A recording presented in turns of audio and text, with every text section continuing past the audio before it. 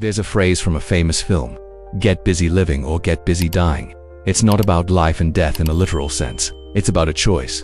The choice to act when everything tells you to stop. The choice to hope when the world gives you every reason to despair. What do you do when life won't stop hitting you, when you feel impossibly cosmically unlucky? This is the story of a woman who faced that question 3 times, in the middle of the freezing Atlantic Ocean. Her name was Violet Jessop. The world would come to know her as Miss Unsinkable. Her story isn't just about surviving the impossible. It's a masterclass in choosing to live, over and over again, when fate itself seems to want you at the bottom of the sea. Our story begins in the early 1910s, the dawn of the superliners. Violet Jessop was a stewardess for the White Star Line, a demanding job she took to support her family. In 1911, she was assigned to the grandest ship the world had ever seen, the RMS Olympic. It was a dream, until, on its 5th voyage, that dream was torn open. The British warship HMS Hawke slammed into the side of the Olympic, ripping a colossal hole in its hull. Panic, alarms, but the ship miraculously limped back to port, a wounded giant. For Violet, it was her first brush with catastrophe, a terrifying warning, but it was not an end. 7 months later, she was offered a position on an even grander ship, a vessel so perfect, they called it Unsinkable. She was reluctant, but her friends convinced her it would be a wonderful experience. The ship, of course, was the RMS Titanic. When the iceberg struck, Violet's training took over. She was calm, disciplined. She helped women and children who couldn't understand English find their way through the chaos to the lifeboats. As she was ordered into lifeboat 16, a ship's officer thrust a baby into her arms. For 8 hours she clutched the child in the freezing dark, listening to the sounds of 1,500 souls lost to the Atlantic, rescued by the Carpathia. Cold and in shock, she had survived the unthinkable. Courage isn't a single act. It's a series of decisions made under fire.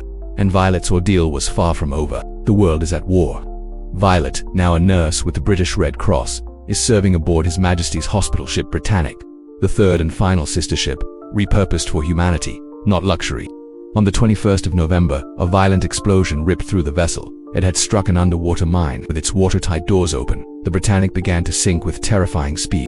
As the Britannic, the Titanic's sister ship, sank twice as fast as its famous sibling, Violet found herself on a lifeboat being pulled toward the ship's massive, still spinning propellers. She had to make an impossible choice: stay on the boat and be shredded, or jump into the icy water. She chose to jump, striking her head on the keel as she went under, the sounds of destruction all around her. She surfaced, gasping, her skull fractured but alive. She had looked death in the eye for a 3rd time, in the most violent way imaginable. And for a 3rd time, she had refused to blink. After surviving all that, what did she do? She went back to sea. Violet Jessop worked on ships for another 34 years. Her story is a blueprint. It teaches us that resilience isn't about avoiding disaster. It's about what you do the morning after. It's about translating the choice to live into small, daily acts. We all have our own shipwrecks, a failed project, a lost job, a broken heart. Fatalism tells us we're cursed. Action is the cure.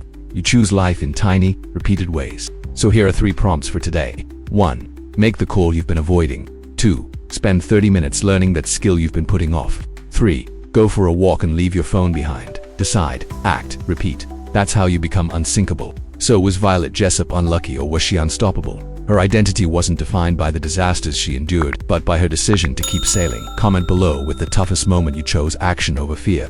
Share this with someone who needs a reminder to keep going. And for more stories that unpack the secrets of resilience, subscribe to Thought Trek, ring the bell, and dive into the next story waiting for you in the Knowledge Vault. Thank you for watching.